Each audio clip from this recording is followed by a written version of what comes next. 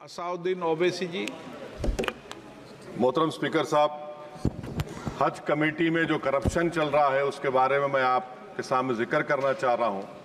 हज कमेटी के सीईओ का अपॉइंटमेंट का एडवर्टाइजमेंट 3/11/2023 को दिया गया था।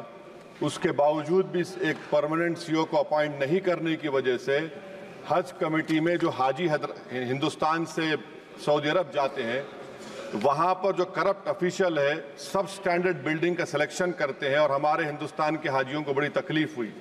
सीईओ नहीं रहने की वजह से वहाँ के अहदेदारों ने मीना, मुजदलफा, अरफात में कंपनी को जो दिया जाता है हाजियों की खिदमत के लिए उनसे पैसे लिए। प्राइवेट टूर ऑपरेटर सर, उनका लाइसेंस रिन्यू नहीं किया जाता जब तक एक एक हाजी के ऊपर 1-1 लाख रुपया रिश्वत नहीं दी जाती उन ऑफिशियल्स को। मैं आपको ये बता रहा हूं कि इन ऑफिशियल्स का 8 साल से मिनिस्ट्री में है, सीएसएस रूल्स के खिलाफ है, ट्रांसफर नहीं होता। एक अहदेदार को सस्पेंड टर्मिनेट कर दिया गया, उसके रिश्तेदार दिल्ली में काम कर रहे हैं 50-60 हज़ार तनख्वाह पर।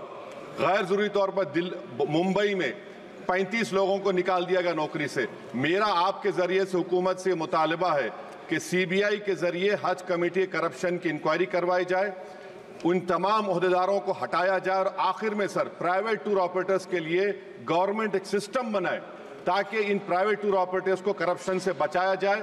हज कमेटी से जो गरीब हिंदुस्तान के हाजी जाते हैं उनको तकलीफ से बचाया जाए, मेरा हुकूमत से मुतालबा है। असाउद्दीन ओवैसी जी। मोहतरम स्पीकर साहब, हज कमेटी में जो करप्शन चल रहा है उसके बारे में मैं आपके सामने जिक्र करना चाह रहा हूं। हज कमेटी के सीईओ का अपॉइंटमेंट का एडवर्टाइजमेंट 3/11/2023 को दिया गया था।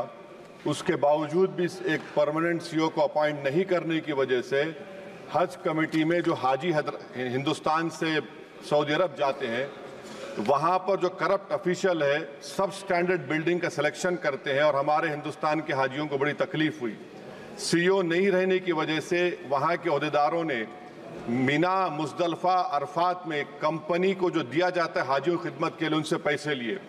प्राइवेट टूर ऑपरेटर सर, उनका लाइसेंस रिन्यू नहीं किया जाता जब तक एक-एक हाजी के ऊपर 1-1 लाख रुपया रिश्वत नहीं दी जाती उन ऑफिशियल्स को।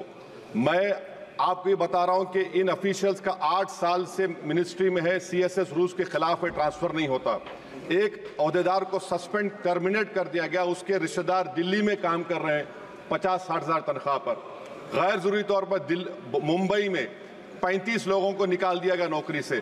मेरा आपके जरिए से हुकूमत से मुतालबा है कि सीबीआई के जरिए हज कमेटी करप्शन की इंक्वायरी करवाई जाए, उन तमाम अहदेदारों को हटाया जाए और आखिर में सर प्राइवेट टूर ऑपरेटर्स के लिए गवर्नमेंट एक सिस्टम बनाए ताकि इन प्राइवेट टूर ऑपरेटर्स को करप्शन से बचाया जाए। हज कमेटी से जो गरीब हिंदुस्तान के हाजी जाते हैं उनको तकलीफ से बचाया जाए, मेरा हुकूमत से मुतालबा है।